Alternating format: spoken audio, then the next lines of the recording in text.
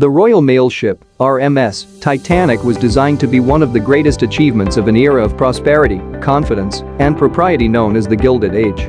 The transatlantic steamship business was intensely competitive as advances were made in ship design, size, and speed. White Star Line, one of the industry leaders, focused on size and elegance rather than just speed. In 1907, White Star Line's managing director J. Bruce Ismay and Lord James Purry, chairman of White Star Line's shipbuilder, Harland and Wolff, conceived of three magnificent steamships that would set a new standard for comfort, elegance, and safety. The first two were to be named Olympic and Titanic. The latter name was chosen by Ismay to convey a sense of overwhelming size and strength. The third would be Britannic. Building the Titanic. It took a year to design the first two ships.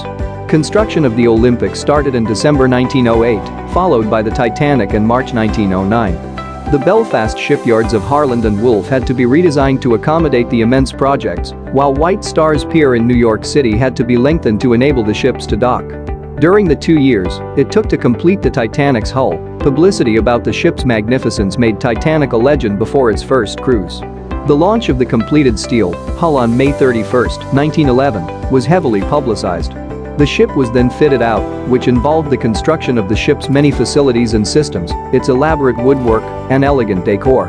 As the date of Titanic's maiden voyage approached, the completed Olympic suffered a collision and required extensive repairs, increasing the workload at Harland and Wolff, which was struggling to complete Titanic on schedule. Titanic's maiden voyage was delayed from March 20 to April 10. About the ship. The Titanic was a massive ship, 883 feet long, 92 feet wide, and displacing, or weighing, 52,310 long tons. A long ton is 2240 pounds.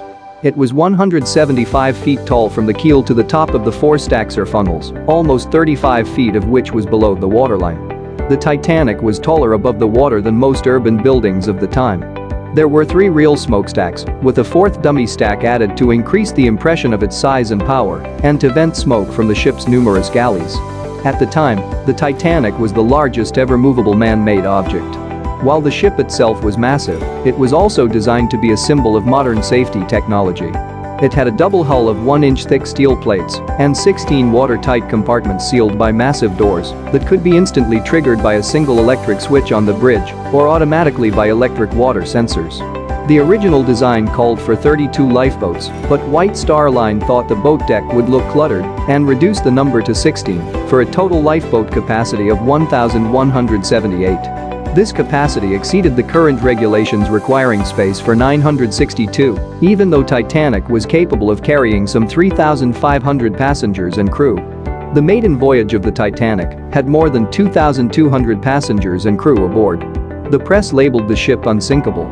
Accommodations.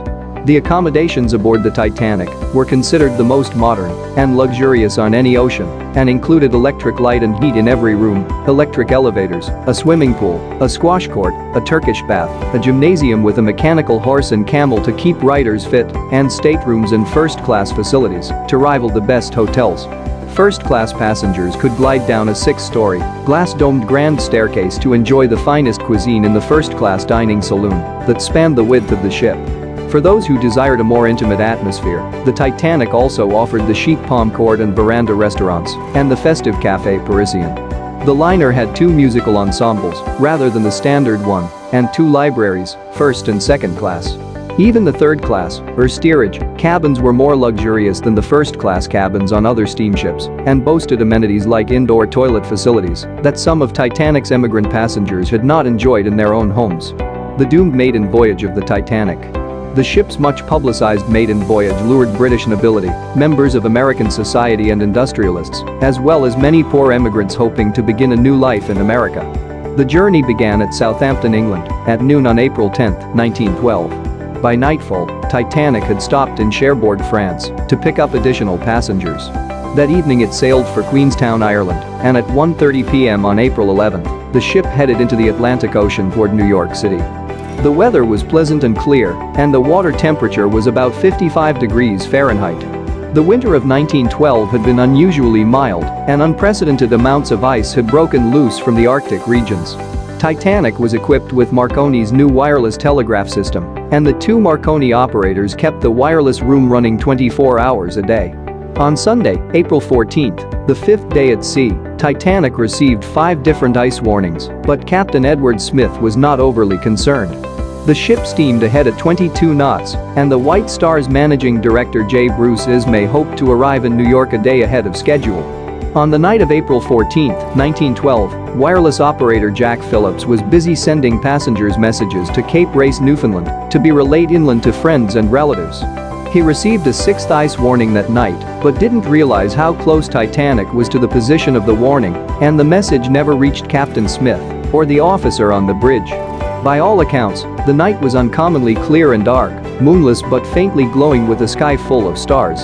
The sea was unusually calm and flat, like glass according to many survivors. The lack of waves made it even more difficult to spot icebergs since there was no telltale white water breaking at their edges. At 11:40 p.m. lookout, Fred Fleet in the Crow's Nest spotted an iceberg dead ahead. He notified the bridge, and First Officer William Murdoch ordered the ship turned hard to port.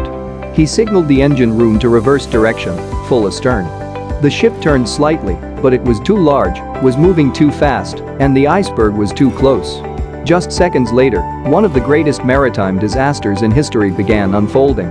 Within hours, over 1,500 lives were lost.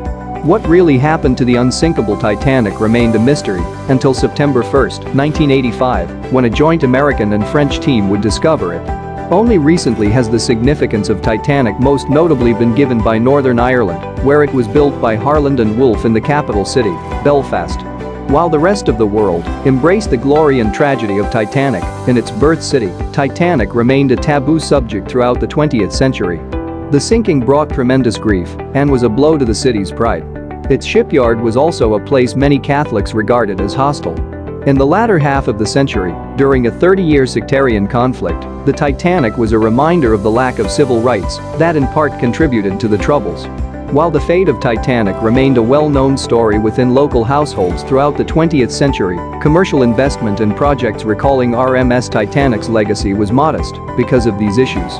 After the Troubles and Good Friday Agreement, the number of overseas tourists visiting Northern Ireland dramatically increased to 30 million, 100% rise by 2008. It was subsequently identified in the Northern Ireland Tourism Board's Strategic Framework for Action 2004-2007 that the significance of and interest in Titanic globally, partly due to the 1997 film Titanic, was not being fully exploited as a tourist attraction.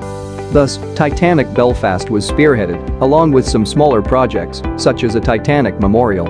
In 2012 on the ship's centenary, the Titanic Belfast visitor attraction was opened on the site of the shipyard where the Titanic was built. It was Northern Ireland's second most visited tourist attraction with almost 700,000 visitors in 2016. Despite over 1,600 ships being built by Harland and Wolff in Belfast Harbour, Queen's Island became renamed after its most famous ship, Titanic Quarter, in 1995. Once a sensitive story, Titanic is now considered one of Northern Ireland's most iconic and uniting symbols. In late August 2018, several groups were vying for the right to purchase the 5,500 Titanic relics that were an asset of the bankrupt Premier Exhibitions. Eventually, Titanic Belfast, Titanic Foundation Limited, and the National Museums Northern Ireland joined with the National Maritime Museum as a consortium that was raising money to purchase the 5,500 artifacts. The group intended to keep all of the items together as a single exhibit. Oceanographer Robert Ballard said he favored this bid since it would ensure that the memorabilia would be permanently displayed in Belfast, where Titanic was built, and in Greenwich. The museums were critical of the bid process set by the bankruptcy court in Jacksonville, Florida. The minimum bid for the 11 October 2018 auction was set at US $21.5 million, and the consortium did not have enough funding to meet that amount. On 17 October 2018, the New York Times reported that a consortium of 3 hedge funds, Apollo Global Management, Alta Fundamental Advisors, and PacBridge Capital Partners, had paid US $19.5 million for the collection.